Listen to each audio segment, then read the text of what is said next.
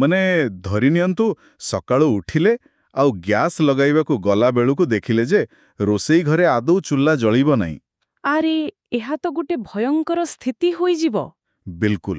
ଆଉ କାରଣଟା କ'ଣ ଜାଣିଛନ୍ତି? କାରଣ ହେଉଛି ହଜାର ହଜାର କିଲୋମିଟର ଦୂରରେ ଥିବା ଏକ ସମୁଦ୍ର ରାସ୍ତାକୁ ରାତି ରାତି ବନ୍ଦ କରିଦିଆଯାଇଛି। ଶୁଣିବାକୁ କୌଣସି ହଲିଉଡ୍ ସିନେମାର କାହାଣୀ ଭଳି ଲାଗୁଛି ନା? ହଁ, ଏକଦମ ସିନେମା ଭଳି ଲାଗୁଛି, କିନ୍ତୁ ଆଜି ହେଉଛି 14 ମାର୍ଚ୍ଚ 2026 ଆଉ ଏହା କୌଣସି ସିନେମା ନୁହେଁ, ବରଂ ଆମ ସମସ୍ତଙ୍କ ସାମ୍ନାରେ ଘଟୁଥିବା ଏକ ନିରାଟ ବାସ୍ତବତା। ଆମର ଏହି ଗଭୀର ବିଶ୍ଳେଷଣକୁ ସମସ୍ତଙ୍କୁ ସ୍ୱାଗତ। ଧନ୍ୟବାଦ। ସତରେ ଆଜିର ଆଲୋଚନା ବହୁତ ଗୁରୁତ୍ୱପୂର୍ଣ୍ଣ ହେବାକୁ ଯାଉଛି। ଏକଦମ ଠିକ୍। ଆମର ଆଜିର ମିଶନ ହେଉଛି ଏହି ଯେ ଏ ଯେଉଁ ବିଶ୍ୱସ୍ତରୀୟ ଭୂରାଜନୈତିକ ଉତ୍ତେଜନା ଚାଲିଛି ତାହା କିପରି ସିଧାସଳଖ ଆମ ରୋଷେଇ ଘର ଯାଏଁ ପହଞ୍ଚିଲାଣି ତାହା ବୁଝିବା ଏବଂ ତାହା ସହିତ ଟେକ୍ନୋଲୋଜି ଆଉ ପରିବେଶ କିପରି ଆଖି ପିଛୁଳାକେ ବଦଳି ଯାଉଛି ତାର ଗୋଟେ ଗଭୀର ତର୍ଜମା କରିବା। ଏହି ପରିବର୍ତ୍ତନର ଗତି ସତରେ ଅବିଶ୍ୱସନୀୟ। ମାନେ ଗୋଟିଏ ପଟେ ସାଧାରଣ ଲୋକଟିଏ ନିଜର ଦୈନନ୍ଦିନ ଖର୍ଚ୍ଚ ତୁଲାଇବାକୁ ସଂଘର୍ଷ କରୁଛି, ହଁ। ଆଉ ଅନ୍ୟପଟେ ପୃଥିବୀର ଆରପାର୍ଶ୍ୱରେ କେହି ଜଣେ ନେଉଥିବା ଗୋଟିଏ ନିଷ୍ପତ୍ତି ସେହି ସାଧାରଣ ଲୋକର ଜୀବନକୁ ଆହୁରି କଷ୍ଟକର କରିଦେଉଛି। କୌଣସି ବି ଘଟଣା ଏବେ କେବଳ ଗୋଟିଏ ଦେଶ ବା ଗୋଟିଏ ସୀମା ଭିତରେ ଆବଦ୍ଧ ହୋଇ ରହିନାହିଁ। ସମ୍ପୂର୍ଣ୍ଣ ସତ କଥା।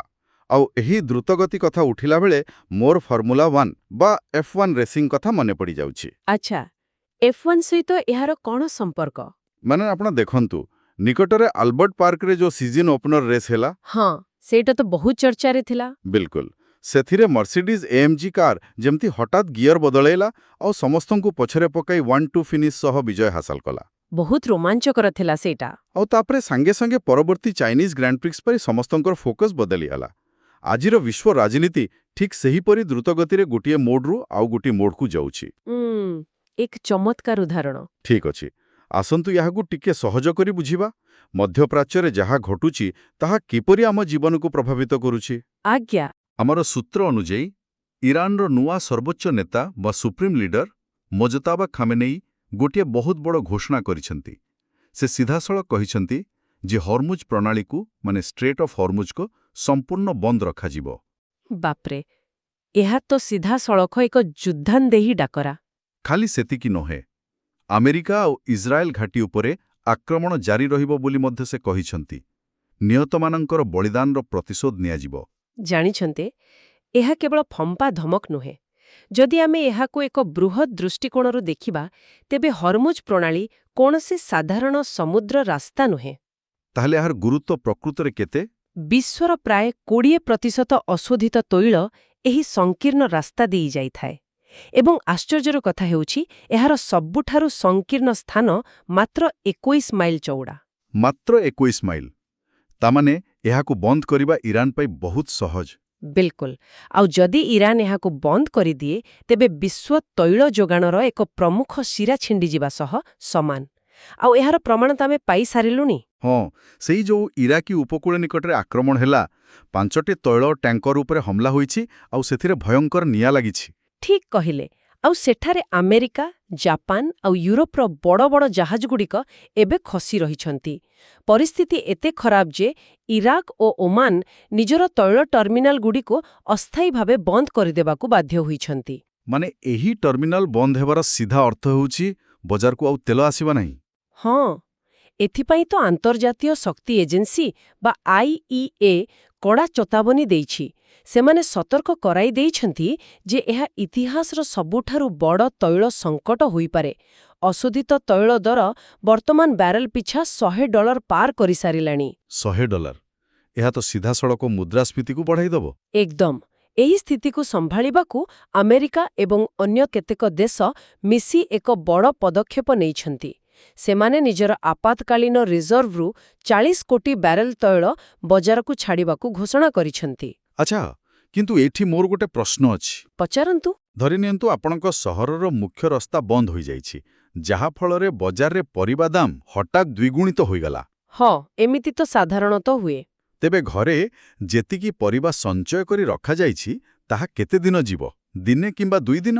ହର୍ମୁଜ ପ୍ରଣାଳୀ ହେଉଛି ବିଶ୍ୱ ଅର୍ଥନୀତିର ସେହି ମୁଖ୍ୟ ରାସ୍ତା। ଏଇ 40 କୋଟି ବ୍ୟାରେଲ ତୈଳ ଶୁଣିବାକୁ ବହୁତ ବଡ଼ ଲାଗୁଛି କିନ୍ତୁ ଏହା ପ୍ରକୃତରେ ଆମକୁ କେତେ ଦିନ ସୁରକ୍ଷା ଦେଇପାରିବ? ଆପଣ ଏକଦମ ସଠିକ୍ ଦିଗକୁ ଇଙ୍ଗିତ କଲେ। ଦେଖନ୍ତୁ, ଯଦି ଆମେ ହିସାବ କରିବା, ପୁରା ବିଶ୍ୱ ଦିନକୁ ପାଖାପାଖି 10 କୋଟି ବ୍ୟାରେଲ ତୈଳ ଖର୍ଚ୍ଚ କରେ। ବାପରେ, ଦିନକୁ 10 କୋଟି ବ୍ୟାରେଲ? ହଁ, ତେଣୁ ସେହି ହିସାବରେ ଦେଖିଲେ ଏହି 40 କୋଟି ବ୍ୟାରେଲ ମାତ୍ର 4 ଦିନର ଖର୍ଚ୍ଚ। ମାତ୍ର 4 ଦିନ? ତାମାନେ ଏହା କୌଣସି ସ୍ଥାୟୀ ସମାଧାନ ନୁହେଁ? ବିଲକୁଲ ନୁହେଁ। ଏହା କେବଳ ଏକ ବ୍ୟାଣ୍ଡେଡ୍ ଲଗାଇବା ଭଳି କଥା। ଆଉ ସବୁଠାରୁ ବଡ଼ ଭୟର କଥା କ'ଣ ଜାଣିଛନ୍ତି? କ'ଣ? ଆମେରିକୀୟ ଶକ୍ତିମନ୍ତ୍ରୀ କ୍ରିସ୍ ରାଇଟ୍ ସ୍ପଷ୍ଟ ଭାବେ କହିଛନ୍ତି ଯେ ଆମେରିକୀୟ ନୌସେନା ବର୍ତ୍ତମାନ ଏହି ଅଞ୍ଚଳରେ ଯାଉଥିବା ସମସ୍ତ ବ୍ୟାବସାୟିକ ଜାହାଜଗୁଡ଼ିକୁ ସୁରକ୍ଷା ଦେବା ସ୍ଥିତିରେ ନାହିଁ। ମାନେ ରାସ୍ତା ବି ବନ୍ଦ, ଆଉ ସୁରକ୍ଷା ବି ନାହିଁ। ଏକଦମ ଠିକ୍।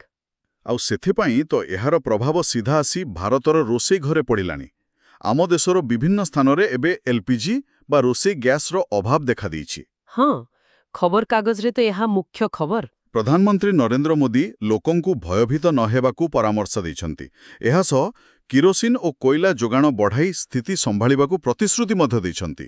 କିନ୍ତୁ ଗ୍ରାଉଣ୍ଡ ରିପୋର୍ଟ କହୁଛି ଅନ୍ୟ କଥା। ଆଚ୍ଛା, ଗ୍ରାଉଣ୍ଡରେ ସ୍ଥିତି କେମିତି ଅଛି? ଲୋକମାନେ ଖାଦ୍ୟ ରାନ୍ଧିବା ପାଇଁ ଏବେ ଘଣ୍ଟାକୁ 200 ଟଙ୍କା ଦେଇ ଇଣ୍ଡକ୍ସନ ବା କୁକଟପ୍ ଭଡ଼ାରେ ଆଣୁଛନ୍ତି। ଆରେ ବାପରେ, ଘଣ୍ଟାକୁ 200 ଟଙ୍କା? ହଁ, ଯିଏ ଦିନକୁ 500 ଟଙ୍କା ରୋଜଗାର କରୁଛି, ସେ ଭଡ଼ା ଦେବ ନା ପରିବା କିଣିବ ନା ରାନ୍ଧିବ? ଏହା ତ ସାଧାରଣ ଲୋକଙ୍କ ପାଇଁ ଏକ ଅସମ୍ଭବ ପରିସ୍ଥିତି। ଏହି ସଙ୍କଟ ସମୟରେ ଇରାନର ରାଷ୍ଟ୍ରପତି ମାସୁଦ ପେଜେସ୍କିଆନ ଯୁଦ୍ଧ ବନ୍ଦ ପାଇଁ ଯେଉଁ 3ଟି ସର୍ତ୍ତ ରଖିଛନ୍ତି, ତାହା ବି ଏତେ ସହଜରେ ପୂରଣ ହେବା ଭଳି ଲାଗୁନାହିଁ। ସେ ସର୍ତ୍ତଗୁଡ଼ିକ କ'ଣ ଥିଲା? ପ୍ରଥମତଃ ଇରାନର ଅଧିକାରକୁ ସ୍ୱୀକୃତି, ଦ୍ୱିତୀୟରେ କ୍ଷତିପୂରଣ ଏବଂ ତୃତୀୟରେ ଭବିଷ୍ୟତରେ ଆକ୍ରମଣ ନ ହେବାର ଗ୍ୟାରେଣ୍ଟି। ମାନେ ଏହି ସବୁ ସର୍ତ୍ତ ଆମେରିକା ମାନିବା ତ ବହୁତ କଷ୍ଟକର। ବିଲକୁଲ। ତେବେ ଏହି ସମୟରେ ପ୍ରଧାନମନ୍ତ୍ରୀ ମୋଦି ମଧ୍ୟ ଇରାନ ରାଷ୍ଟ୍ରପତିଙ୍କ ସହ ଫୋନରେ କଥା ହୋଇଛନ୍ତି ଆଉ ସାଧାରଣ ନାଗରିକଙ୍କର ସଙ୍କଟପୂର୍ଣ୍ଣ ସ୍ଥିତି ଓ ମୃତ୍ୟୁ ଉପରେ ଗଭୀର ଉଦ୍ବେଗ ପ୍ରକାଶ କରିଛନ୍ତି। ଯେତେବେଳେ ବିଶ୍ୱସ୍ତରରେ ଏତେ ବଡ଼ ଅସ୍ଥିରତା ଥାଏ, ପ୍ରତ୍ୟେକ ଦେଶ ନିଜର ଆଭ୍ୟନ୍ତରୀଣ ସ୍ଥିତିକୁ ମଜବୁତ ରଖିବାକୁ ଚେଷ୍ଟା କରେ। କିନ୍ତୁ ଯଦି ଆମେ ଆମର ଆଭ୍ୟନ୍ତରୀଣ ସ୍ଥିତି ଦେଖିବା, ସେଠାରେ ମଧ୍ୟ ଏକ ଭିନ୍ନ ପ୍ରକାରର ଉତ୍ତେଜନା ଦେଖିବାକୁ ମିଳୁଛି। ହଁ, ଆମ ଆଭ୍ୟନ୍ତରୀଣ ରାଜନୀତିରେ ମଧ୍ୟ ବହୁତ କିଛି ଘଟୁଛି। ଆମେ ଯେତେବେଳେ ବାହାର ଶତ୍ରୁ କଥା ଭାବୁଛୁ, ସେତେବେଳେ ଦେଶ ଭିତରର ଖବର ବି କିଛି କମ୍ ଆଶ୍ଚର୍ଯ୍ୟଜନକ ନୁହେଁ। କାଶ୍ମୀରରେ ନ୍ୟାସନାଲ କନଫରେନ୍ସ ମୁଖ୍ୟ ଫରୁକ୍ ଅବଦୁଲ୍ଲାଙ୍କ ଉପରେ ଏକ ହତ୍ୟା ଉଦ୍ୟମ ହୋଇଛି। ଏହା ତ ଗୋଟେ ବହୁତ ବଡ଼ ସୁରକ୍ଷା ବିଫଳତା। ଆଉ ସବୁଠୁ ରୋମାଞ୍ଚକର ତଥ୍ୟ ହେଉଛି କ'ଣ ଜାଣିଛନ୍ତି? ଯେଉଁ 63 ବର୍ଷୀୟ କମଲ ସିଂ ଜମୱାଲ ନାମକ ବ୍ୟକ୍ତିକୁ ଏଥିପାଇଁ ଗିରଫ କରାଯାଇଛି, ସେ କୁଆଡ଼େ ଗତ 20 ବର୍ଷ ହେଲା ଏହି ହତ୍ୟା କରିବା ପାଇଁ ସୁଯୋଗ ଖୋଜୁଥିଲା। 20 ବର୍ଷ? ସତରେ? ହଁ, ମାନେ ଆପଣ ଭାବନ୍ତୁ, ଆମେ F1ର ଦ୍ରୁତଗତି କଥା ଆଲୋଚନା କରୁଥିଲେ, ଆଉ ଏଠି ଜଣେ ଲୋକ ନିଜର ରାଗ ସୁଝାଇବା ପାଇଁ 20 ବର୍ଷ ଅପେକ୍ଷା କରିଛି। ବେଳେବେଳେ ବହୁତ ଧୀର ଥାଏ, କିନ୍ତୁ ତାହା ଅତ୍ୟନ୍ତ ଭୟଙ୍କର ହୋଇଥାଏ। ଠିକ୍ କହିଲେ। ଏହି ଘଟଣାକୁ ନେଇ କଂଗ୍ରେସ ସଭାପତି ମଲ୍ଲିକାର୍ଜୁନ ଖଡ଼ଗେ କେନ୍ଦ୍ର ସରକାରଙ୍କୁ କଡ଼ା ସମାଲୋଚନା କରିଛନ୍ତି। ସେ କ'ଣ କହିଲେ? ସେ କହିଛନ୍ତି ଯେ କଶ୍ମୀରର ଲୋକେ ଆପଣଙ୍କ ହାତର ସୁରକ୍ଷିତ ନୁହନ୍ତି ଏବଂ ସେ ଜାମ୍ମୁ କାଶ୍ମୀରକୁ ତାର ରାଜ୍ୟ ପାହ୍ୟା ଫେରାଇ ଆଣିବାକୁ ଦାବି କରିଛନ୍ତି। ଯଦିଓ କେନ୍ଦ୍ରମନ୍ତ୍ରୀ ଜେପି ନଡ୍ଡା ଏହାର ଉପଯୁକ୍ତ ତଦନ୍ତ ନେଇ ଆଶ୍ୱାସନା ଦେଇଛନ୍ତି, ତଥାପି ଏହା ଆମ ଆଭ୍ୟନ୍ତରୀଣ ରାଜନୀତିରେ ଥିବା ଫାଟକୁ ପଦାରେ ପକାଉଛି। କେବଳ ସୁରକ୍ଷା ନୁହେଁ, ପ୍ରଶାସନିକ ସ୍ତରରେ ମଧ୍ୟ କ୍ରମାଗତ ପରିବର୍ତ୍ତନ ହେଉଛି। ଯେମିତିକି ପଶ୍ଚିମବଙ୍ଗରେ। ପଶ୍ଚିମବଙ୍ଗର 22ତମ ରାଜ୍ୟପାଳ ଭାବେ ପୂର୍ବତନ ଆଇପିଏସ୍ ଆର୍ଏନ୍ ରବି କୋଲକାତାର ଲୋକଭବନରେ ଶପଥ ନେଇଛନ୍ତି। କଲିକତା ହାଇକୋର୍ଟର ପ୍ରଧାନ ବିଚାରପତି ଟିଏସ୍ ଶିବଜ୍ଞାନମ୍ ତାଙ୍କୁ ଶପଥ ପାଠ କରାଇଛନ୍ତି ଆଉ ମୁଖ୍ୟମନ୍ତ୍ରୀ ମମତା ବାନାର୍ଜୀ ମଧ୍ୟ ତାଙ୍କୁ ସ୍ୱାଗତ କରିଛନ୍ତି।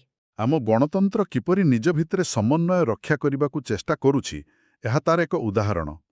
କୌଣସି ପକ୍ଷକୁ ନ ନେଇ ଯଦି ଆମେ ଦେଖିବା, ସମନ୍ୱୟ ରକ୍ଷା କରିବା ପ୍ରସଙ୍ଗରେ ଲୋକସଭା ଆସନ ପୁନଃ ନିର୍ଦ୍ଧାରଣ ବା ଡିଲିମିଟେସନ କଥା ମଧ୍ୟ ଉଠିଛି। ଏହା ଗୋଟେ ବହୁତ ସମ୍ବେଦନଶୀଳ ପ୍ରସଙ୍ଗ। ହଁ, ରାଜୀବ ଶୁକ୍ଲା ଦାବି କରିଛନ୍ତି ଯେ ଉତ୍ତର ଏବଂ ଦକ୍ଷିଣ ଭାରତ ମଧ୍ୟରେ ଏକ ସଠିକ୍ ସନ୍ତୁଳନ ରକ୍ଷା କରାଯିବା ଆବଶ୍ୟକ, ଯେପରି କୌଣସି ଭୋଟରଙ୍କ ସାଙ୍ଗରେ ଅନ୍ୟାୟ ନ ହୁଏ। ଆଉ ଏହି ସମାନତାର ଅଧିକାରକୁ ନେଇ ସୁପ୍ରିମକୋର୍ଟ ମଧ୍ୟ ଏକ ବଡ଼ ରାୟ ଦେଇଛନ୍ତି। ଓବିସି କୋଟା ପାଇଁ କ୍ରିମି ଲେୟର, କେବଳ ପିତାମାତାଙ୍କ ଆୟ ଉପରେ ନିର୍ଦ୍ଧାରିତ ହୋଇପାରିବ ନାହିଁ ବୋଲି କୋର୍ଟ କହିଛନ୍ତି। ମାନେ ଏହିସବୁ ସାମାଜିକ ରାଜନୈତିକ ସମୀକରଣ ଭିତରେ କଥାଟି ଏଠି ବହୁତ ରୋଚକ ହୋଇଯାଏ ଯେ ଆମେ ଆମର ଭବିଷ୍ୟତର ସୁରକ୍ଷା ପାଇଁ ପ୍ରକୃତରେ କ'ଣ ପ୍ରସ୍ତୁତ କରୁଛେ। ଆମର ପ୍ରତିରକ୍ଷା ନୀତିକୁ ନେଇ କିଛି ନୂଆ ଅପଡେଟ୍ ଅଛି କି? ହଁ ଆଜ୍ଞା, ପ୍ରତିରକ୍ଷା ମନ୍ତ୍ରଣାଳୟ ବା MOD ତାର ଭିଜନ 2047 ଘୋଷଣା କରିଛି। ଭିଜନ 2047 ଏହାର ରୂପରେଖା ସମ୍ପୂର୍ଣ୍ଣ ଭାବେ ଭବିଷ୍ୟତମୁଖୀ ଥିବ ନିଶ୍ଚୟ। ଏକଦମ। ଏଥିରେ data force, drone agency, space command ଏବଂ ସାଇବର ଅପରେସନ ପାଇଁ ସ୍ୱତନ୍ତ୍ର ବ୍ୟବସ୍ଥା ରହିଛି। ଆହୁରି ମଧ୍ୟ 2030 ସୁଦ୍ଧା ସୁଦର୍ଶନ ଚକ୍ର ନାମକ ଏକ ବିସ୍ତୃତ ବାୟୁ ପ୍ରତିରକ୍ଷା ବ୍ୟବସ୍ଥା ବା ଏୟାର ଡିଫେନ୍ସ ସିଷ୍ଟମ ଆସିବାର ଲକ୍ଷ୍ୟ ରଖାଯାଇଛି। ସୁଦର୍ଶନ ଚକ୍ର ନାଁଟି ବହୁତ ଶକ୍ତିଶାଳୀ ଲାଗୁଛି। ଆଉ ପ୍ରଫେସର ML ମୀନା ଯେମିତି କହିଛନ୍ତି, ଏବେ ଯୁଦ୍ଧ ବା ଶକ୍ତି ସମୀକରଣ କେବଳ ସ୍ଥଳ ବା ଜଳଭାଗରେ ସୀମିତ ନାହିଁ। ଏହା ଏବେ ମେରୁ ଅଞ୍ଚଳ ବା ପୋଲାର ରିଜନ୍ସକୁ ବ୍ୟାପିଗଲାଣି। କିନ୍ତୁ ଏଠି ମୋର ଗୋଟିଏ ସିଧାସଳଖ ପ୍ରଶ୍ନ ଅଛି। ଆଚ୍ଛା, କ'ଣ? ଆମେ ମହାକାଶ ଏବଂ ସାଇବର ଯୁଦ୍ଧ ପାଇଁ ପ୍ରସ୍ତୁତ ହେଉଛେ, ପୋଲାର ରିଜନ୍ସ ପାଇଁ ଯୋଜନା କରୁଛେ। ଏହା ନିଶ୍ଚୟ ଜରୁରୀ।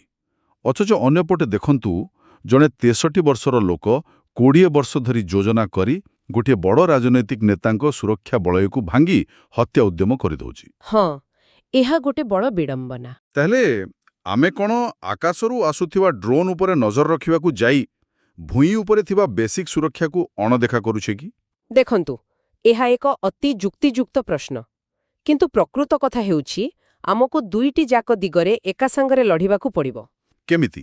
ପାରମ୍ପରିକ ଏବଂ ଭବିଷ୍ୟତମୁଖୀ ସୁରକ୍ଷା ମଧ୍ୟରେ ଏକ ସମନ୍ୱୟ ରହିବା ଦରକାର। ମାନବୀୟ ସୁରକ୍ଷା ବ୍ୟବସ୍ଥାରେ ତ୍ରୁଟି ରହିପାରେ ଏବଂ ତାକୁ ସୁଧାରିବା ନିହାତି ଦରକାର। କିନ୍ତୁ ଭବିଷ୍ୟତର ଯୁଦ୍ଧ ଏତେ ଅଦୃଶ୍ୟ ଏବଂ ମାରାତ୍ମକ ହେବ ଯେ ଯଦି ଆମ ପାଖରେ ସୁଦର୍ଶନ ଚକ୍ର ଭଳି ବ୍ୟବସ୍ଥା ନଥିବ, ତେବେ ପୁରା ଦେଶର ଡାଟା ହ୍ୟାକ୍ ହୋଇଯାଇପାରେ କିମ୍ବା ଶକ୍ତିକେନ୍ଦ୍ର ଅଚଳ ହୋଇଯାଇପାରେ। ହଁ, ସେ କଥା ବି ଠିକ୍। ତେଣୁ ଆମକୁ ସବୁ ଦିଗରେ ପ୍ରସ୍ତୁତ ରହିବାକୁ ହେବ। ଆଉ କେବଳ ସୀମା ବା ଯୁଦ୍ଧ କଥା କାହିଁକି, ଆମର ପରିବେଶ ଆଉ ସ୍ୱାସ୍ଥ୍ୟ ମଧ୍ୟ ଏବେ ଏକ ବଡ଼ ସନ୍ଧିତ୍ୟମାଦେ ଗତି କରୁଛି। ପରିବେଶ କଥା ପଡ଼ିଲେ ତ ଆମେରିକାର ପାଣିପାଗ ସଂସ୍ଥାର ରିପୋର୍ଟ ମୋତେ ସତରେ ଭୟଭୀତ କରିଦେଇଛି। କ'ଣ ଅଛି ସେ ରିପୋର୍ଟରେ? ସେମାନଙ୍କ ଅନୁଯାୟୀ ଚଳିତ ବର୍ଷ ମୌସୁମୀର ପ୍ରଥମାର୍ଦ୍ଧରେ ହିଁ ଏଲ୍‌ନିନୋର ପ୍ରଭାବ ଦେଖାଯିବାର ଯଥେଷ୍ଟ ସମ୍ଭାବନା ରହିଛି।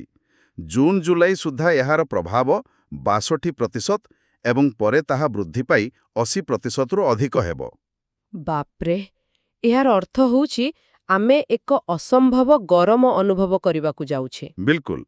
ଆଉ ମାଡ୍ରାସ ହାଇକୋର୍ଟଙ୍କର ଗୋଟିଏ ରାୟ ଏଠାରେ ମୋର ମନେ ପଡ଼ୁଛି। ବାଲୁକା ସ୍ତୂପ ଓ ପରିବେଶ ନଷ୍ଟ କରୁଥିବା ମଣିଷର କାର୍ଯ୍ୟକଳାପକୁ ଦେଖି କୋର୍ଟ ଆମକୁ ମଣିଷ ଜାତିକୁ ଏକ ଅବିବେକୀ ପ୍ରଜାତି କିମ୍ବା ଇନସେନ୍ ସ୍ପିସିସ୍ ବୋଲି ଆଖ୍ୟା ଦେଇଛନ୍ତି। ଇନସେନ୍ ସ୍ପିସିସ୍, ସତରେ କୋର୍ଟଙ୍କର ଏହି କ୍ଷୋଭ ସମ୍ପୂର୍ଣ୍ଣ ଯଥାର୍ଥ। ଆମେ କେବଳ ପରିବେଶକୁ ନୁହେଁ, ବରଂ ଆମର ଭବିଷ୍ୟତ ପିଢ଼ିକୁ ମଧ୍ୟ ବହୁତ ବଡ଼ କ୍ଷତି ପହଞ୍ଚାଉଛୁ। ସେ କେମିତି?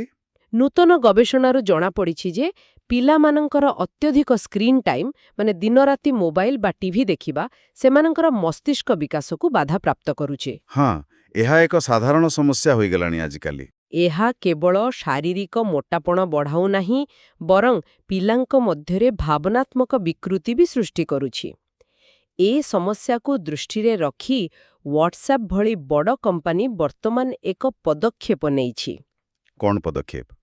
ସେମାନେ 13 ବର୍ଷର କମ୍ ପିଲାଙ୍କ ପାଇଁ ପ୍ୟାରେଣ୍ଟ ମ୍ୟାନେଜ୍ଡ ଆକାଉଣ୍ଟ ବ୍ୟବସ୍ଥା ଆରମ୍ଭ କରିଛନ୍ତି, ଯେଉଁଥିରେ ଅଭିଭାବକମାନେ ପିଲାଙ୍କ କଣ୍ଟାକ୍ଟ ଆପ୍ରୁଭ୍ କରିପାରିବେ।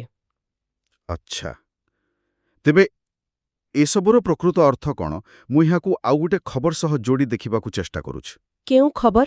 ଅନ୍ୟପକ୍ଷରେ ଦୁଧରେ ଅପମିଶ୍ରଣ ରୋକିବା ପାଇଁ ଭାରତୀୟ ଖାଦ୍ୟ ସୁରକ୍ଷା କର୍ତ୍ତୃପକ୍ଷ ବା FSSAI ସେମାନେ ଏବେ ଦୁଧ ବ୍ୟବସାୟ ଓ ଉତ୍ପାଦନ ପାଇଁ ଲାଇସେନ୍ସ ବାଧ୍ୟତାମୂଳକ କରିଦେଇଛନ୍ତି, କେବଳ ସମବାୟ ସମିତି ସହ ଜଡ଼ିତ ଚାଷୀଙ୍କୁ ଛାଡ଼ି। ହଁ, ଏହା ତ ଏକ ଭଲ ନିଷ୍ପତ୍ତି। କିନ୍ତୁ ବର୍ତ୍ତମାନ ଏ ଦୁଇଟି ଘଟଣାକୁ ମିଳାଇ ଦେଖନ୍ତୁ। ଆମେ ପିଲାଙ୍କ ପେଟକୁ ଯାଉଥିବା ଦୁଧରେ ଯେମିତି କିଛି ମିଶା ନ ଯାଏ, ସେଥିପାଇଁ କଡ଼ା ଆଇନ ଆଣୁଛୁ। ଏହା ହେଲା ଭୌତିକ ଅପମିଶ୍ରଣ। ବିଲକୁଲ। କିନ୍ତୁ ସେଇ ପିଲାମାନଙ୍କର ଆଖିବାଟ ଦେଇ ଡିଜିଟାଲ ଦୁନିଆରୁ ମସ୍ତିଷ୍କ ଭିତରକୁ ଯେଉଁ ଡିଜିଟାଲ ଅପମିଶ୍ରଣ ଯାଉଛି, ସେଥିପାଇଁ କ'ଣ ବ୍ୟବସ୍ଥା ଅଛି? ବହୁତ ବଢ଼ିଆ ତୁଳନା କଲେ ଆପଣ। ଏଠାରେ ସବୁଠାରୁ ଆକର୍ଷଣୀୟ କଥାଟି ହେଉଛି ନିୟମ କାନୁନ ମାଧ୍ୟମରେ ଆମେ କିପରି କେବଳ ଦେଖାଯାଉଥିବା ଜିନିଷର ସୁରକ୍ଷା ଖୋଜୁଛୁ, ହଁ କିନ୍ତୁ ଆର୍ଟିଫିସିଆଲ ଇଣ୍ଟେଲିଜେନ୍ସ ବା ଏଆଇ କିପରି ଅଦୃଶ୍ୟ ଭାବେ ଆମ ଜୀବନକୁ ନିୟନ୍ତ୍ରଣ କରୁଛି, ତାହା ଜେବା ଖାନ୍ଙ୍କ ଏକ ରିପୋର୍ଟରୁ ସ୍ପଷ୍ଟ ହୁଏ। ସେ ଦର୍ଶାଇଛନ୍ତି ଯେ ଏଆଇ କିପରି ଆମର କିଣାକିଣି ବା ସପିଂ କରିବାର ତରିକାକୁ ସମ୍ପୂର୍ଣ୍ଣ ବଦଳାଇ ଦେଉଛି। ମାନେ ଆମେ କ'ଣ କିଣିବା ତାହା ବି ଏଆଇ ସ୍ଥିର କରୁଛି। ଏକଦମ। ଆମେ ଭାବୁଛୁ ଆମେ ନିଷ୍ପତ୍ତି ନେଉଛୁ, କିନ୍ତୁ ଆଲଗୋରିଦମ ଆମ ନିଷ୍ପତ୍ତିକୁ ପରିଚାଳିତ କରୁଛି। ଏତେ ସବୁ ସମସ୍ୟା ଭିତରେ ମାନେ ଲାଗୁଛି ଯେମିତି ସବୁଆଡ଼ୁ କେବଳ ନିରାଶା, କିନ୍ତୁ କିଛି ସକାରାତ୍ମକ ଦିଗ ଓ ସମାଧାନର ବାଟ ମଧ୍ୟ ନିଶ୍ଚୟ ରହିଥିବା। ହଁ, ନିଶ୍ଚୟ ଅଛି। ଉଦାହରଣ ସ୍ୱରୂପ କୃଷକମାନଙ୍କ କଥା ନିଅନ୍ତୁ। ଆଚ୍ଛା। ସେମାନଙ୍କ ଫସଲ ଶୁଖାଇବା ସମସ୍ୟା ଦୂର କରିବା ପାଇଁ ପଞ୍ଜାବ କୃଷି ବିଶ୍ୱବିଦ୍ୟାଳୟର ବୈଜ୍ଞାନିକମାନେ ଏକ ପୋର୍ଟେବଲ୍ ମକା ଡ୍ରାୟର ଉଦ୍ଭାବନ କରିଛନ୍ତି। ଏହାଦ୍ୱାରା ଚାଷୀମାନେ କ୍ଷେତରେ ହିଁ ତୁରନ୍ତ ମକା ଶୁଖାଇ ପାରିବେ। ବାଃ, ଏହା ତ ଏକ ବହୁତ ବାସ୍ତବିକ ସମାଧାନ। ଆଉ ପରିବେଶ ସୁରକ୍ଷା ପାଇଁ ବି ଏକ ବଡ଼ ଖବର ଅଛି। କ୍ରିକେଟର ସୂର୍ଯ୍ୟକୁମାର ୟାଦବ ଏବଂ ତିଲକ ବର୍ମା ହାଇଦ୍ରାବାଦ ସ୍ଥିତ ଟ୍ରୋଜାନ୍ ସୋଲାର ନାମକ ଏକ ସୌରଶକ୍ତି କମ୍ପାନୀରେ ପୁଞ୍ଜିନିବେଶ କରିଛନ୍ତି। କ୍ରିକେଟ ତାରାମାନେ ବର୍ତ୍ତମାନ ପରିବେଶ ସୁରକ୍ଷାର ଚେହେରା ପାଲଟୁଛନ୍ତି।